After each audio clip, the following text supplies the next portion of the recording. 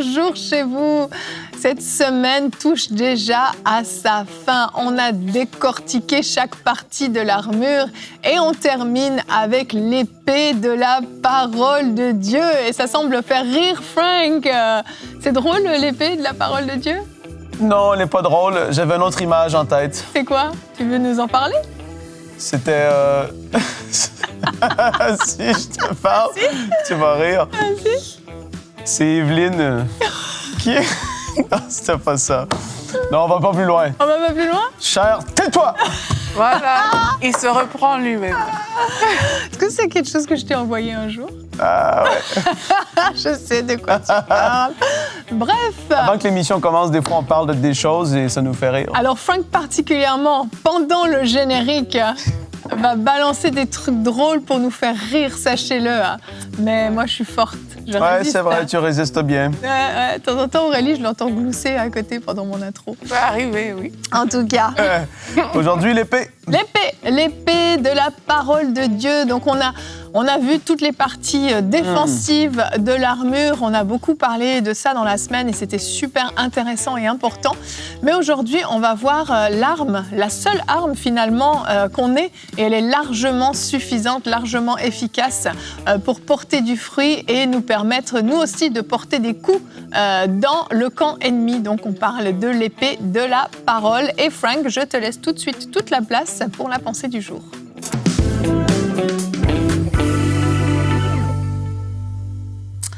On va lire ensemble Matthieu 4 et on va lire beaucoup de versets. 1 à 11. On y va, préparez-vous. Second 21. Ce passage se trouve aussi dans Marc 1 et dans Luc 4. Vous pouvez les lire. Peut-être vous faites une méditation quotidienne sur les versets ou les passages qui sont dits durant cette semaine. Mais là, on va lire Matthieu 4, versets 1 à 11. « Puis Jésus fut amené par l'Esprit dans le désert pour être tenté par le diable. Après avoir jeûné 40 jours et 40 nuits, il eut faim. Le tentateur s'approcha et lui dit, « Si tu es le Fils de Dieu, ordonne que ces pierres deviennent des pains. » Jésus répondit, « Il est écrit, l'homme ne vivra pas de pain seulement. » Alléluia! Ça, c'est moi qui l'ai ajouté. « Mais de toute parole qui sort de la bouche de Dieu. » C'est important de relire et faire des lectures parfois qui sont plus longues parce que c'est la parole et on en parle cette semaine, de la parole, l'importance de ce qu'elle est et aussi dans cette émission plus particulièrement. Le verset 5, « Le diable le transporta alors dans la ville sainte, le plaça au sommet du temple et lui dit, « Si tu es le Fils de Dieu, jette-toi en bas. En effet, il est écrit, il donnera des ordres à ses anges à ton sujet et ils te porteront sur les mains de peur que ton pied ne heurte une pierre. » Et Jésus lui dit, « Il est aussi écrit, tu ne provoqueras pas le Seigneur ton Dieu. » Au verset 8, le diable le transporta encore sur une montagne très élevée, lui montra tous les royaumes du monde et leur gloire et lui dit, « Je te donnerai tout cela si tu te prosternes pour m'adorer. » T'imagines comment il est effronté? Il sait à qui il parle. Il sait que c'est pas n'importe qui. Il lui dit, si tu te prosternes et tu m'adores, je vais te donner tout ça. Mais qu'est-ce que c'est vain? C'est... Il lui dit, je donnerai tout cela si tu te prosternes pour m'adorer. Jésus lui dit, alors retire-toi, Satan. Alléluia. Je le rajoute aussi. En effet, il est écrit, c'est le Seigneur ton Dieu que tu adoreras et c'est lui seul que tu serviras. Alors le diable le laissa et voici que des anges s'approchèrent de Jésus et le servirent. Wow! Il nous montre comment utiliser la parole de Dieu, cette épée de l'esprit, the sword of the Spirit, comment l'utiliser parce qu'en effet, il y a des moments où est-ce que tu vas être non seulement tenté, on a parlé hier des attaques qui peuvent parfois venir contre toi directement ou contre d'autres personnes. Et j'ai commencé à parler hier un tout petit peu du fait de se lever avec un esprit de foi et de conquérant, comprenant qui tu es et surtout comprenant que dit la parole de Dieu à ton sujet, à ton égard. Parce qu'à un moment donné, on est appelé à grandir dans la connaissance de la parole de Dieu.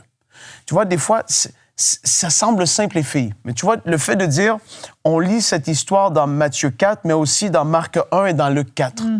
En fait, tu dois approfondir ta connaissance de la parole de Dieu et même, j'ai envie de dire, de la Bible papier que tu as.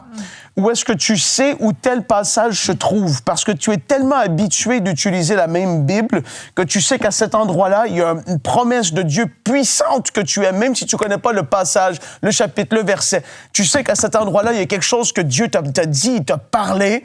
Et là, tu te lèves et un jour, tu dis, non, Satan, je sais qui je suis. Bien-aimé de l'Éternel, je suis celui que Dieu, il est avec moi, il marche à mes côtés et tu commences à te lever. Et tu dois comprendre qu'il y a la notion de tenir ferme dans le combat de la parole de Dieu. Ici, Jésus, ça n'a pas été une fois, pas 2 fois, 3 fois qu'il est venu contre lui. Et c'est Jésus. Donc là, il y a des moments où est-ce que, en peu de temps, tu as plusieurs attaques qui arrivent. Et cette notion de tenir ferme, on a parlé des chaussures qu'on doit avoir parce que face au diable, t'es pas appelé à reculer et à reculer et à reculer et finalement, tout le monde se sauve! Tu vois l'image. On n'est pas appelé à ça. On est appelé à tenir ferme parce qu'on sait qui on est et que c'est lui qui doit reculer. Jésus n'a pas fléchi le genou devant le diable. À un moment donné, le diable a compris que là, il n'y avait pas de porte d'ouverte. Jésus a dit, le diable n'a rien en moi. Il n'y a aucune place en moi. Il n'y a aucune place par laquelle il peut passer pour m'attaquer. Le diable peut tenter, venir sournoisement. Il va vouloir faire des choses qui vont tordre la parole, comme Aurélie l'a dit plus tôt cette semaine. Mais à un moment donné, c'est non. Il est écrit. Il est écrit. Il est écrit. Et là, bam! Le diable, il comprend que là, il tape un mur. Et il quitte pour essayer de voir comment est-ce que je vais revenir, qui est-ce que je vais envoyer, comment est-ce que je vais pouvoir trouver une faille qui est là. Mais toi, tu sais qui tu es. Et tu sais utiliser l'épée de l'Esprit qui est la seule arme offensive qu'on a dans l'armure du croyant. C'est cette épée avec laquelle tu vas dire non, il est écrit, il est écrit, il est écrit. Et ça, à quelque part, ça s'apprend. Et aussi, ça se bâtit, la connaissance de la parole de Dieu. Tout à fait. On peut discuter ensemble. Merci. Et j'ai pas fini. Tu veux continuer? C'est intéressant, vas-y. Juste un petit peu. On peut discuter ensemble. Et là, Aurélie, je sais pas, on parle d'une affaire. Je suis en train de... je crée un scénario qu'on appelle les filles. Vas-y, on est dans le scénario, là. Scénario. C'est fictif. C'est fictif. D'accord. Donc, Aurélie, elle est en train de parler ou quelque chose, et là, elle vit une difficulté, et on est assis autour d'une table en train de boire un café. Et je pleure. Et là, elle a une larme, et c'est difficile, c'est lourd, et soudainement, Evelyne, elle va pas... « Ah non, ça va, petite, tu vas t'en sortir. » C'est tellement moi. Tu vas t'en sortir, ça n'est pas de chagrin. Là, Evelyne va dire, non, mais Aurélie, tu comprends ce que tu me dis? C'est fou. La parole dit. La parole dit. Et en fait, tu dois devenir rempli de la parole de Dieu. Ou est-ce que du moment qu'il y a quelque chose qui arrive, on n'est pas stupide, on est dans un monde physique, on le sait. Mais quand une situation, quelque chose veut se lever, un découragement vient, une attaque, une oppression, Evelyne est pleine de la parole et c'est naturel, c'est instinctif. Tu le sens. Aurélie, la parole dit. Frank, non, le Seigneur est avec... Tu vois, et ça, c'est pas le réflexe de tous les croyants. Et je réalise, à force de prier pour des gens, à force d'avoir des gens qui vont venir vers toi, qui vont avoir des questions, tu les vois à l'église à tous les dimanches. Mais en fait, ça fait pas partie de leur nature et de qui ils sont de se lever et de dire non, il est écrit. Et ça, à un moment donné, c'est pas parce que tu vas à l'église à tous les dimanches de l'année que tu deviens un soldat dans l'armée du Seigneur. Oh, je sens un chant qui monte en moi. Oh. I'm a soldier in the army of the Lord. I'm a soldier in the army. Tu connais pas ce chant? Non. C'est un vieux chant gospel. Je suis un soldat dans l'armée du Seigneur. Le truc du soldat que t'aimes pas du tout. Ah oui, il y a un chant qu'il n'aime pas. Il y a un chant que j'aime pas trop. Mais c'est exactement les mêmes paroles en plus. Non, c'est pas pareil. Lui, il est vieux, celui que j'ai chanté, donc il est mieux. Et donc... Donc il est mieux. Donc, vous comprenez ce que je veux dire? Oui. En fait, c'est pas parce que tu vas à l'église.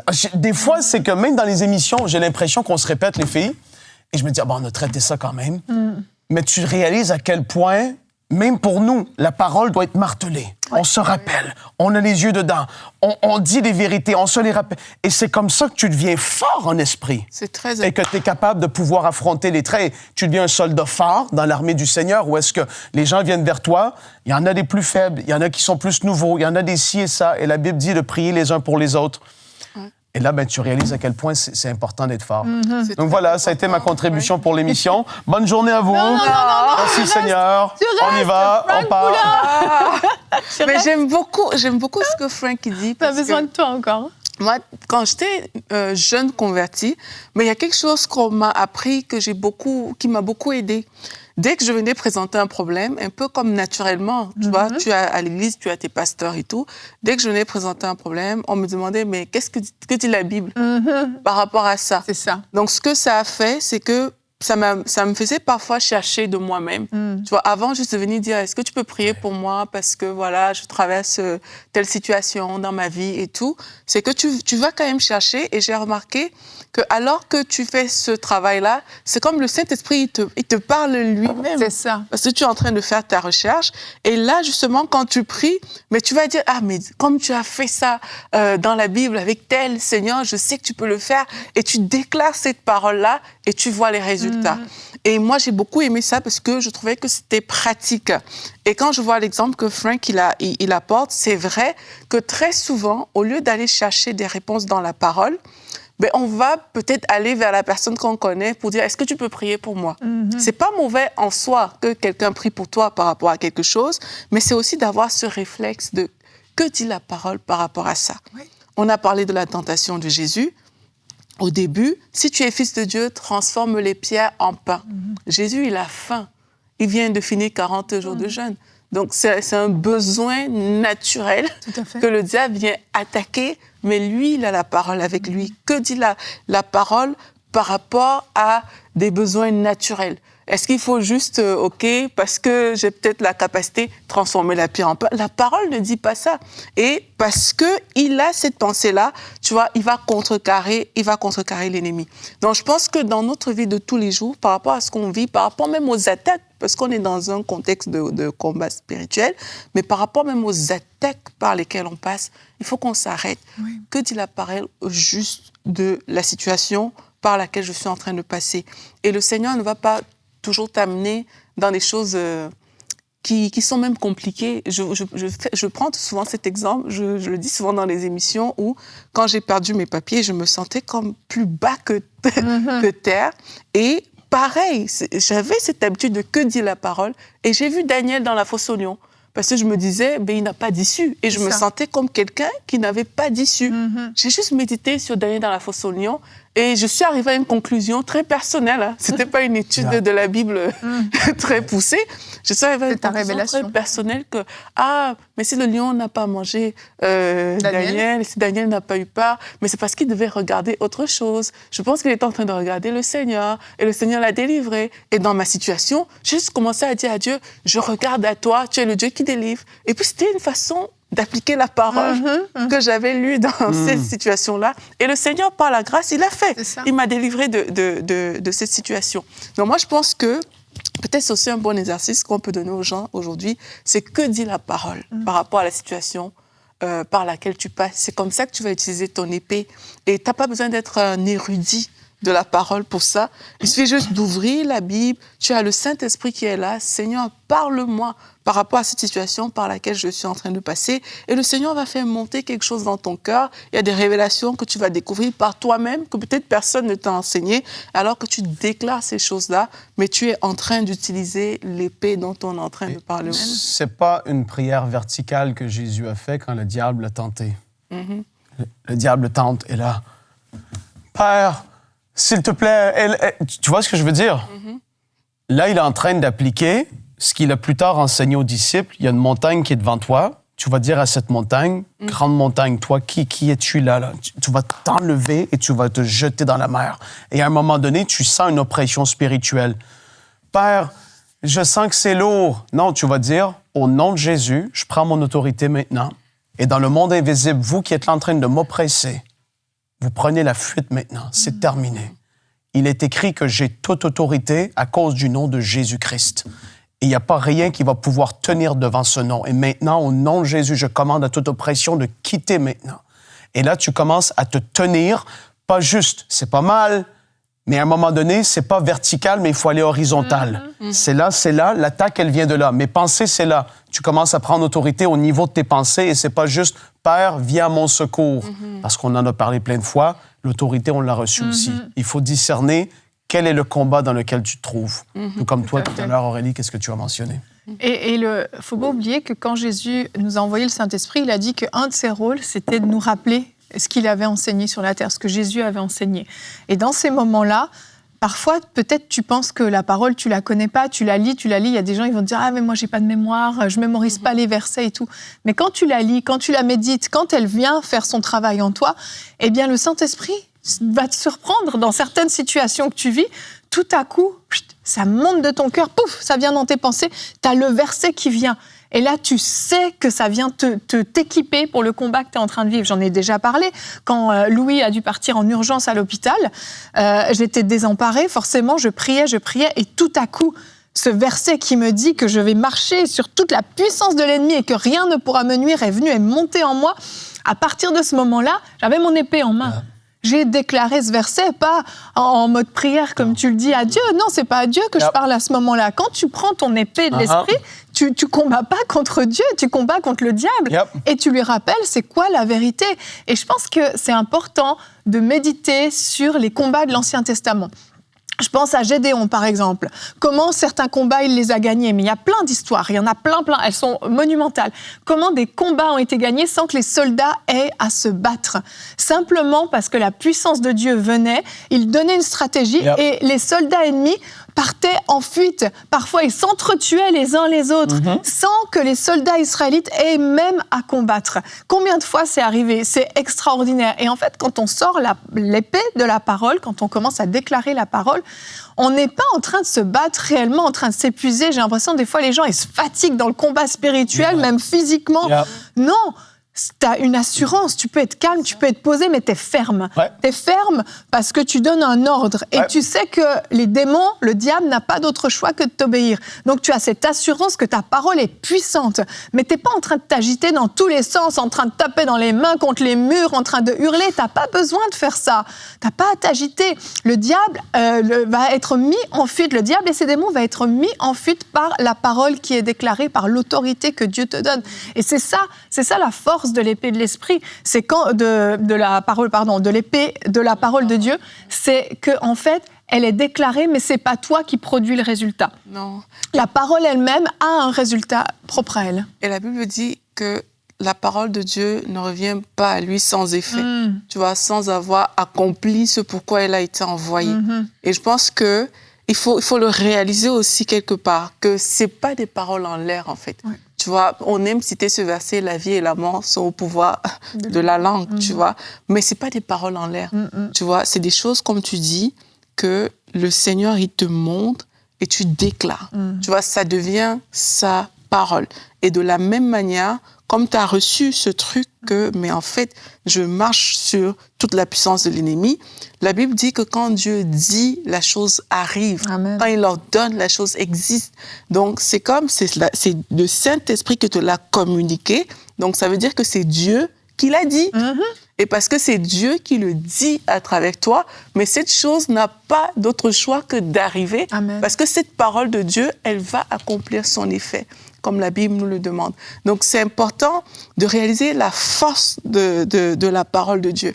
Et je pense que si on réalisait la force de la parole de Dieu, sincèrement, on passerait plus de temps à méditer la Bible qu'à faire beaucoup d'autres choses. Bien sûr. On passerait du temps à méditer la parole de Dieu, parce que quand une parole réma arrive comme ça et que tu déclares cette parole-là, en fait, à coup sûr, le résultat, il est là. Vraiment. Donc, si on n'a pas des résultats, parfois, c'est peut-être parce qu'on n'a pas cette révélation de la parole. C'est ça, c'est que des fois, c'est un peu superstitieux, la façon dont on le dit. Tu vois, on va chercher le verset qui se prête le mieux à notre situation, puis on va le dire comme en boucle, on le répète, mais il faut l'autorité qui va avec. Il faut la révélation, comme tu dis. Ouais, c'est ça. Ah, je ne vais pas te couper dans ton élan. Tu as vraiment coupé son flow. Le flow a arrêté. Je venais compléter ce que tu partageais, Aurélie. Du coup, je continue là-dessus parce que je pense que c'est important. La révélation de la parole. Quand Jésus va citer « L'homme ne vivra pas de pain seulement, mais de toute parole », mais honnêtement, si tu n'as pas la révélation de ce que signifie ce verset, ben, comment tu vas pouvoir le dire avec autorité? Il y a des versets, en fait, qui vont monter dans ton cœur, dans des situations. Tu dois avoir reçu la révélation, tu dois l'avoir compris, tu dois savoir ce que tu dis. En fait, vraiment, je veux casser le truc parce que je sais que des fois, les gens ils veulent bien faire. Ils veulent bien faire. On leur a enseigné. Voilà, vous avez écouté l'émission, on vous a enseigné. Demain, vous vivez quelque chose. Vous dites, qu'est-ce que je pourrais déclarer? OK, je veux appliquer ça. C'est pas intellectuel, en fait. C'est ça que je veux dire. C'est que c'est spirituel. Ça vient de là. Ça vient pas de là. Intellectuelle. Exactement. Donc, tu peux pas déclarer la parole si elle n'est pas révélée, si tu l'as pas compris, si tu n'as pas saisi qu'elle est pour toi, que c'est ton héritage, que ça parle de toi, de qui tu es. En fait, tu vas rentrer dans un genre de combat de parole avec le diable. Le diable vient avec ses pensées dans ta tête, ses mensonges, et toi, avec ta déclaration, tu viens contrer ces mensonges. Donc, si je reprends la situation de mon fils à l'hôpital, bien sûr, tu te poses des questions. On ne savait pas ce qu'il avait en plus. Tu t'imagines tout un tas de maladies. Tu es à l'hôpital. À l'hôpital, ça pue la mort. C'est terrible, et pas au sens propre. Hein. Dans l'atmosphère, c'est lourd. Bien sûr que j'ai des pensées qui viennent dans ma tête. Qu'est-ce qu'il a? Qu'est-ce qu'ils vont trouver? Qu'est-ce qu'ils vont lui faire? Est-ce qu'ils vont trouver ce qu'il a? Comment ça va se terminer? Bien sûr, tu as des pensées. Et quand tu commences à déclarer la parole, tu contrecarres tes propres pensées, déjà, qui sont des mensonges. Tu viens mettre la vérité, mais tu viens mettre ça comme une pancarte devant la face du diable et lui dire « T'as vu ce qu'il a écrit là ? T'as compris que tu n'as aucun pouvoir sur le corps de mon fils. Tu ne peux pas nuire à mon fils parce que c'est ce que la parole de Dieu dit. C'est pas moi qui le dis, c'est Dieu qui l'a dit. Donc, tu n'as aucun pouvoir. » Et c'est là où c'est puissant. Comme je le dis, je le redis encore, arrête de t'agiter, arrête de croire qu'il faut appliquer le plan A, le plan B, le plan C, comme ça l'un derrière l'autre. Sois convaincu et sache à qui tu es en train de parler, mais surtout de quelle autorité tu parles. Et ça va faire toute la différence. On regarde notre verset du jour, les amis? Vas-y, Evelyne, t'es dans ton flow. Ça vous dit? T'es embarqué dans le flow. Hébreux 4:12. On va voir une autre dimension de l'épée de la parole. Car la parole de Dieu est vivante et efficace. Elle est plus tranchante que toute épée à double tranchant et pénétrant jusqu'au plus profond de l'être, jusqu'à atteindre âme et esprit, jointure et moelle. Elle juge les dispositions et les pensées du cœur. En fait, j'ai choisi ce verset parce que je crois que pour comprendre la puissance de la parole dans le combat spirituel, il faut comprendre aussi ce qu'elle est capable déjà de faire en nous. Si elle a ce pouvoir en nous, à combien plus forte raison elle peut faire des dégâts. Mais elle est puissante en nous. Si on reprend, on décortique rapidement. La parole de Dieu est vivante et efficace. Ça veut dire qu'elle n'est pas passée, elle n'est pas théorique, c'est pas juste un vieux livre poussiéreux. Elle agit maintenant alors que tu la lis. Elle parle, elle réveille, elle transforme, elle confronte, elle restaure. La parole de Dieu est vivante et efficace. Déjà, tu dois comprendre ça. Ensuite, cette épée de la parole, donc plus tranchante qu'une épée à 2 tranchants. Ça, c'est une épée qui est parfaitement affûtée, aiguisée. Elle va couper avec précision. C'est pas une épée qui va au hasard. C'est précis, c'est pointu. Ça vient toucher des choses dans ta vie de manière chirurgicale et précise, pénétrant jusqu'au plus profond de l'être. La parole va où d'autres peuvent pas aller. Elle va venir toucher le cœur de l'homme. Et ça, il n'y a que la parole de Dieu qui peut venir toucher le cœur de l'homme. C'est au-delà de tes apparences, de tes beaux discours, de tous les masques que tu peux mettre. La parole te connaît personnellement et elle vient, ping, atteindre sa cible. Ensuite, jusqu'à atteindre âme et esprit, jointure et moelle. Elle fait la distinction entre ce qui est spirituel et ce qui est charnel en toi. Elle va faire le tri. Vous savez, des fois, on a du mal à dissocier qu'est-ce qui vient de Dieu, qu'est-ce qui vient de ma chair. Quand tu lis la parole, quand tu la confesses, elle vient faire cette séparation, elle vient faire ce tri en toi. Tu sais tout de suite ce qui est de l'esprit et ce qui est de la chair. Elle vient séparer. Et pour finir, elle juge les dispositions et les pensées du cœur. Elle vient mettre la lumière sur tes intentions, tes motivations. Elle vient t'éclairer. En fait, elle joue ce rôle de miroir. Donc, elle te révèle qui tu es, mais elle vient travailler en toi pour modifier, enlever, décortiquer tout ce qui doit être enlevé. Ouais. C'est extrêmement puissant. Et encore une fois, je le redis, si elle peut faire ça en nous, imaginez les dégâts qu'elle peut faire dans le camp de l'ennemi. Et aussi, pareil, on est dans un contexte de combat spirituel et tu peux pas aller dans un combat si toi-même tu n'es pas outillé. Complètement. Il y a un entraînement que le soldat a qui concerne lui quand il sera sur le champ de bataille. Au-delà de porter, si tu mets tout le bouclier, le casque et tout, et que tu n'es pas entraîné, mais tu vas voir que sur le champ de bataille, tu es faible en fait. Et la parole, c'est déjà dans nous, à l'intérieur de nous, qu'elle va faire ce travail, qu'il y aura cette transformation qui aura lieu. Et dès l'instant, on va maintenant l'utiliser contre le diable. Là, on va voir des résultats effectif à tous les niveaux. Donc, c'est important de le réaliser. Et comme on a dit encore en début de semaine, on n'est pas des personnes naïves. Le diable travaille jour et nuit et sans relâche pour attaquer les enfants de Dieu. Dans la version Parole vivante, on parle d'une organisation satanique avec des autorités et des principautés dont le rôle est de diriger notre vie. Donc, c'est un mandat qu'ils ont de diriger ta vie à toi. Donc, si tu ne prends pas la responsabilité de diriger ta propre vie avec la parole de Dieu, tu es en train de laisser cette responsabilité au diable, en fait. Donc, une fois de plus, la parole doit faire partie intégrante de notre vie en tant qu'enfant de Dieu.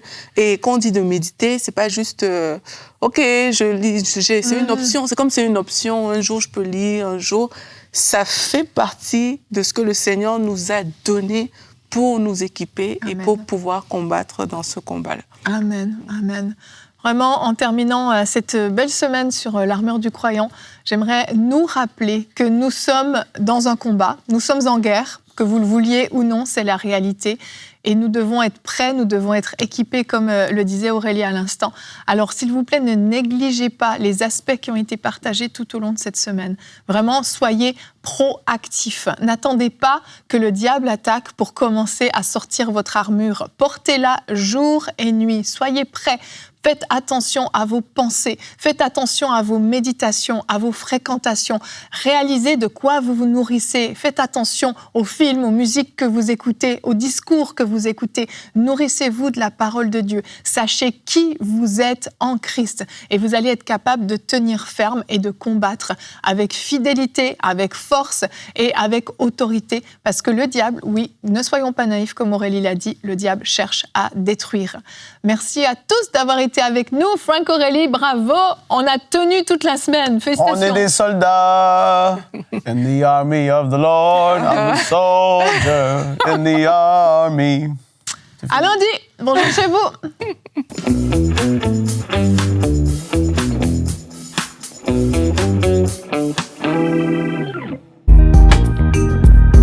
Merci à tous nos précieux partenaires grâce auxquels cette émission a pu être réalisée.